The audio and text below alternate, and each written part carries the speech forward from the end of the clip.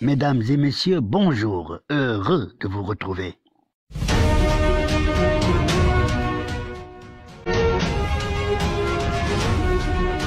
Quelles sont les causes des relations diplomatiques froides entre la France et le Maroc? Moi, j'en connais pas les causes, mais il y a une chose est sûre, c'est qu'il ne peut pas y avoir de relations froides entre le Maroc et la France. C'est un allié historique, c'est un ami historique, et donc, moi, je ne peux pas imaginer que la relation entre la France et le Maroc puisse s'arrêter. Et donc, notre destin est commun.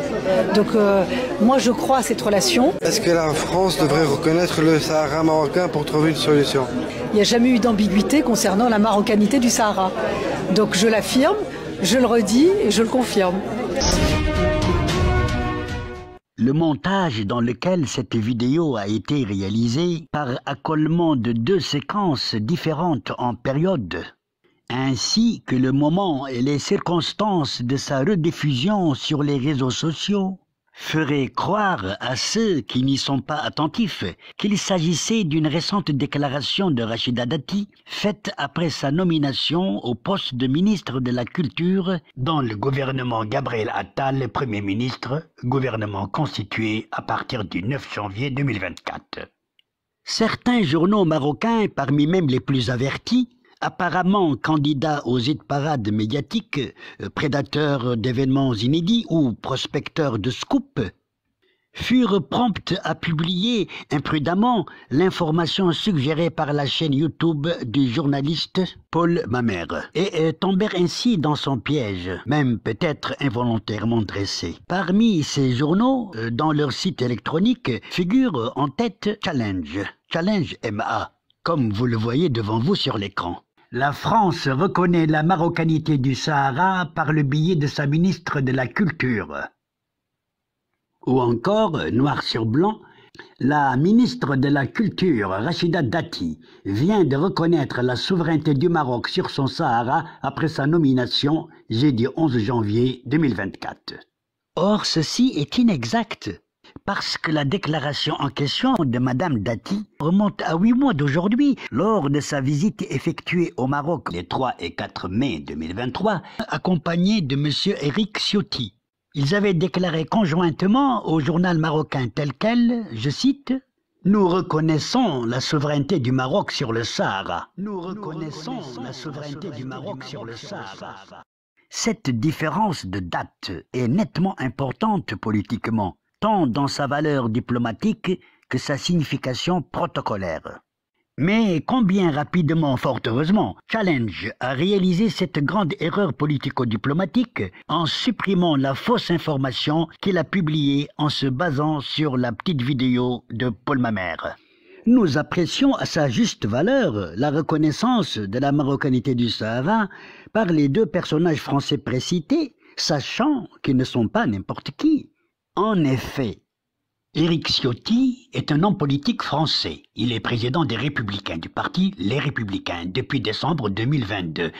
Rachida Dati est également une femme politique française. Elle est magistrate en disponibilité. Elle était devenue en 2002 conseillère ministérielle de Nicolas Sarkozy, dont elle était le porte-parole lors de sa campagne victorieuse pour l'élection présidentielle de 2007, l'on s'en souvient.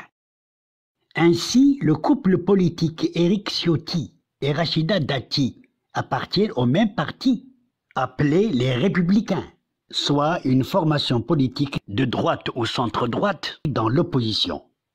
Le parti Les Républicains a été fondé par l'ancien président Nicolas Sarkozy. Et celui-ci, bien avant Éric Ciotti, qui fut d'ailleurs un de ses ministres, avait soutenu la marocanité du Sahara occidental. Il a d'ailleurs déclaré qu'il avait toujours soutenu la souveraineté du Maroc sur son Sahara. Une affirmation qu'il a réitérée le 13 décembre dernier, 2023, en présentant son dernier livre, Le temps des combats. Rappelons à cette occasion la lettre collective historique adressée au président Emmanuel Macron en août 2023 par 94 parlementaires français, lui disant en toute franchise leurs 4 vérités sur sa politique contestée en Afrique et sur sa position obsolète concernant la question du Sahara marocain. Sur ce point, voici l'extrait concernant la vision et la position de ses parlementaires. Je cite: « Au Maroc, les atermoiements français sur le Sahara, alors que l'Espagne et l'Allemagne ont reconnu la souveraineté marocaine, et la politique d'équilibriste du Quai d'Orsay avec l'Algérie poussent le palais royal à chercher ailleurs qu'à Paris des partenaires militaires ou économiques. » Fin de citation. Face aux Français soutenant la marocanité du Sahara, l'on trouve ceux qui, appuyant indirectement la thèse séparatiste anti-marocaine du Polisario, se rangent en conséquence du côté algérien, c'est-à-dire un régime politico-militaire qui, paradoxalement, n'est pas aussi favorable à la France que ne l'est celle-ci envers lui. Et c'est étrangement le gouvernement de Macron et son parti Renaissance qui refusent à la marocanité du Sahara sa reconnaissance. Une attitude anti-marocaine cristallisée par une politique d'équilibriste infructueuse qui pourrait faire basculer la diplomatie française au Maghreb dans un précipice algéro-français plus nuisible à Paris qu'à Alger, là où la France risque de tout perdre, comme disait Nicolas Sarkozy dans son dernier ouvrage « Le temps des combats ». Une politique d'équilibriste ne satisfaisant même pas les généraux algériens, encore moins les Marocains dont le Sahara est bien marocain. Sahara est bien marocain. Sahara est bien marocain. Toutefois, il faudrait se montrer prudent, en étant aussi réaliste que pragmatique, tout en se gardant d'une euphorie triomphaliste que donnerait le soutien du Parti des Républicains avec la nomination de Rachida Dati. Nulle raison non plus de verser dans une inquiétude de méfiance envers ce même parti, en doutant de la bonne foi de Madame Dati. Car il y aurait plus de facteurs devant nous inciter à croire en la constance de la position favorable à la marocanité du Sahara de Madame Rachida Dati. Aussi, il ne faut nullement désespérer d'une future reconnaissance officielle et claire de la marocanité du Sahara occidental de la part du président Emmanuel Macron à plus ou moins court terme. Car s'il est vrai qu'en termes de reconnaissance de la marocanité du Sahara, Rachida Dati n'a ni le premier mot suprême ni le dernier mot décisif. Force est de reconnaître également que sa vision et sa position sur la question est censée être respectée et considérée par le président de la République en la nommant ministre de la Culture, c'est-à-dire un membre intégré et intégrant dans son gouvernement. Car cette femme-là, Rachida Dati, est une femme éminemment politique, assez influente dans la vie politique française.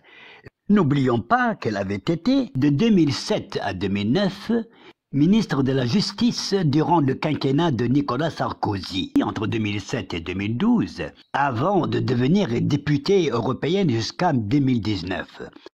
Parallèlement, Madame Rachida Dati jouit au Maroc d'une grande considération et d'une estime populaire incontestable.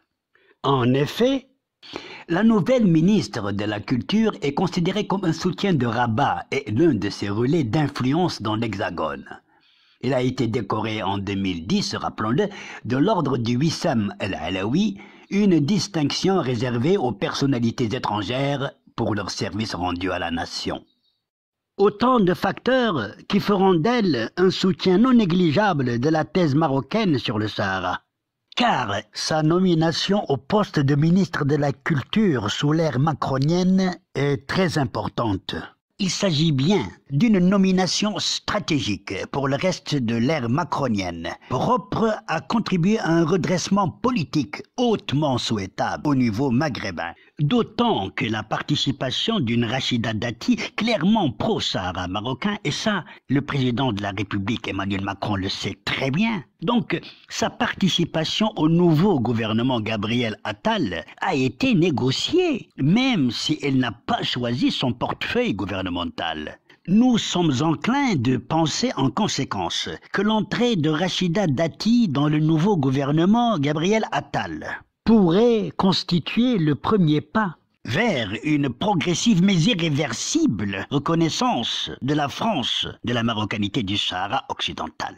comme il serait également possible qu'une telle nomination, approuvée d'ailleurs par Nicolas Sarkozy, résultait de calculs politiques secrets dépassant l'influence politique de Rachida Dati et son parti, où le paramètre algérien est bien considéré dans le cadre des intérêts de la France envers les généraux d'Alger, tel que le perçoivent Emmanuel Macron et ses partisans, dont l'odeur du gaz algérien semble être au-dessus des impératifs sécuritaires sous leurs différentes facettes, au Maghreb et au Sahel, et même dans l'espace euroméditerranéen, avec un président qui, durant sa grande conférence de janvier 2024, n'a soufflé mot sur les relations franco-maghrébines, encore moins entre Paris et Rabat, préférant ainsi le silence à la parole, et avec un nouveau ministre des Affaires étrangères qui est considéré au Maroc comme l'artisan de la fronde contre le royaume au Parlement européen. J'ai nommé Stéphane Séjourné. Autant de raisons qui devraient nous inciter par ailleurs à rester vigilants et plus circonspects, aussi longtemps que Macron demeurera dans la zone grise sur la question du Sahara, tenant le bâton au milieu envers Alger et Rabat, en menant la stratégie de la chèvre et le chou,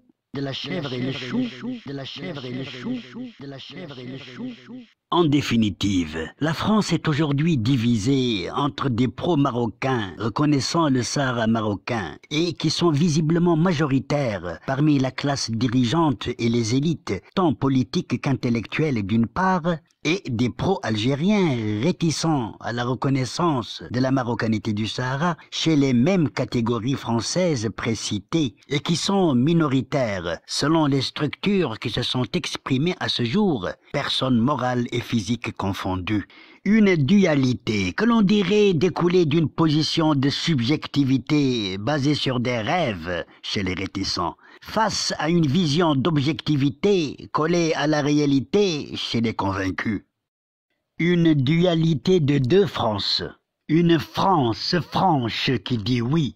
Oui, sans réserve, pour un partenariat particulier avec le Maroc et son Sahara, mais dont les représentants ne sont plus les décideurs dominants, même quantitativement majoritaires. Parallèlement à une France hésitante qui dit oui, mais... Oui, pour une coopération avec le Maroc, que l'on qualifierait même d'exception, mais sans le Sahara, du moins pour le moment, un moment indéterminé. Et c'est cette France-là qui est incarnée par ceux qui dirigent aujourd'hui le pays. À la prochaine vidéo, si Dieu le veut, je l'espère.